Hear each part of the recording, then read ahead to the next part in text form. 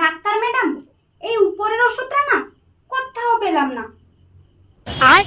আরে ওটা তো ওষুধ নয়, নতুন কলমে কালি আসছিল না, তাই ওর উপর একটু ঘষে নিয়েছি।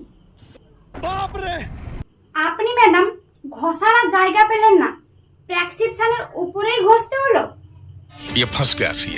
জানেন, এর জন্য আমাকে 50টা দোকান কমপক্ষে ঘুরতে হলো।